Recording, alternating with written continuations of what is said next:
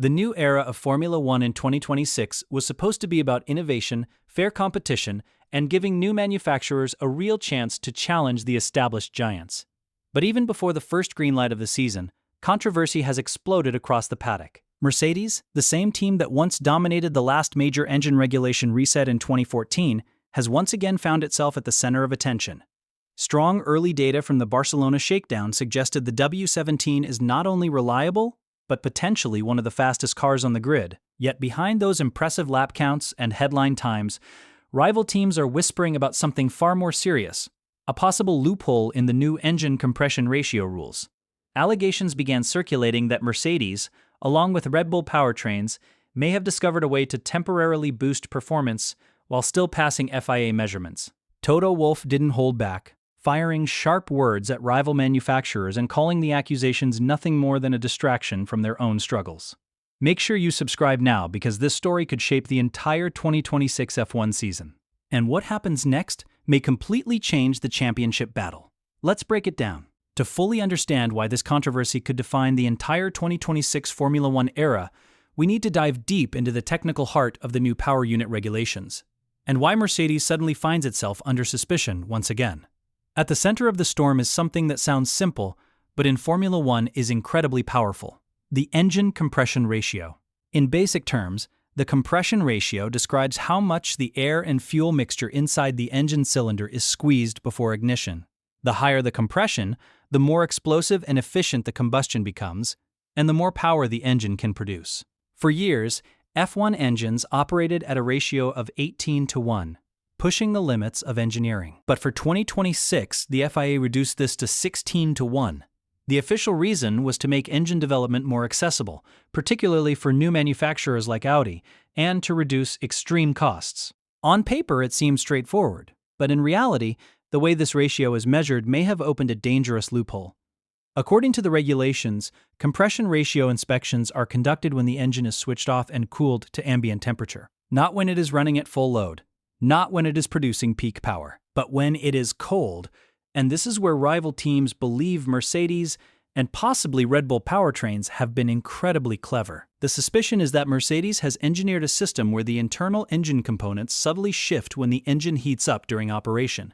As temperatures rise, materials expand, potentially altering cylinder volume in a way that effectively increases the compression ratio while the car is on track. Then, once the engine cools down for FIA inspection, everything returns to the legal 16:1 specification. If that sounds like a small difference, think again. In modern Formula One, even a tenth of a second per lap is huge.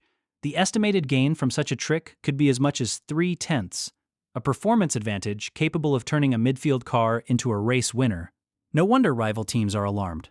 Ferrari, Audi, and Honda were concerned enough to formally contact the FIA late last year, asking for clarification on how the compression ratio rule should be interpreted. Meetings between manufacturers and the governing body have already taken place, yet no immediate rule changes were introduced, a sign that the FIA itself is struggling to decide whether this is clever engineering or a breach of the spirit of the regulations. More meetings are now scheduled, suggesting the tension is far from over. And then came Toto Wolff's explosive response. Rather than backing down or sounding defensive, the Mercedes boss went on the attack. He accused rival teams of using the compression ratio debate as a distraction from their own shortcomings. His message was blunt and unapologetic: stop complaining and focus on building better engines. Wolff insists that Mercedes has followed the regulations exactly as written. He claims that not only does the power unit meet every technical requirement, but that the FIA has been fully informed throughout development and has repeatedly confirmed Mercedes' interpretation is legal.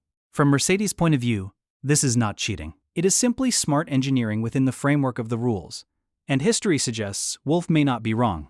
Formula One has always rewarded those who exploit gray areas better than others. From double diffusers to flexible wings to Mercedes' own revolutionary hybrid system in 2014, many of the sport's biggest performance leaps came from interpreting the regulations more creatively than rivals. The difference now is that the stakes are enormous. When engine regulations change, the team that gets it right early often dominates for years. Mercedes did exactly that in the last major power unit reset, building an advantage so large it reshaped an entire era of Formula One. That is why rival teams are desperate to prevent history from repeating itself. And early signs from Barcelona only intensified their fears. Mercedes reportedly completed around 500 laps during the shakedown, the most of any team, showing impressive reliability from day one. George Russell and teenage sensation Kimi Antonelli were consistently near the top of the unofficial timing charts. While Ferrari eventually set the fastest single lap, Mercedes' combination of speed, consistency, and sheer mileage suggested a car that is extremely well developed. Toto Wolff even admitted that after several painful seasons of flawed designs, the W17 finally feels like a strong foundation. He described waking up happy knowing the car looks competitive, something Mercedes has not felt in years. But despite the optimism, Wolff remains cautious. Pre-season testing has fooled teams before. Performance can shift dramatically once fuel loads, engine modes, and real race conditions come into play. Still, within the paddock, the whispers are growing louder. Many believe Mercedes arrived at the 22.6 regulation change better prepared than anyone else, not just with its chassis, but especially with its power unit. George Russell echoed this mixed feeling of optimism and caution. While bookmakers already see him as an early title favorite, Russell insists it is far too soon to talk about championships. He highlighted that Red Bull Ford Powertrains, a brand new operation, has looked surprisingly strong and reliable in testing. Interestingly, Russell even welcomed the idea of a future title fight with Max Verstappen, hinting that Red Bull remains very much a threat. And this is where the situation becomes even more complex. If Mercedes truly holds a hidden advantage, the FIA may eventually be forced to step in and clarify the regulations more strictly.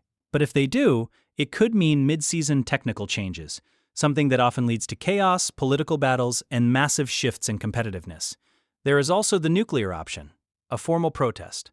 If Ferrari, Audi, or Honda are not satisfied with upcoming FIA meetings, they could lodge an official complaint during a race weekend, potentially as early as the Australian Grand Prix. That would move the issue to the stewards, who are independent and have the power to reinterpret the rules entirely. That would cost millions. That would disrupt development, and it could hand momentum straight to their rivals. So, what we are witnessing right now is not just a technical debate. This is the opening political and engineering war of the 2026 Formula One era.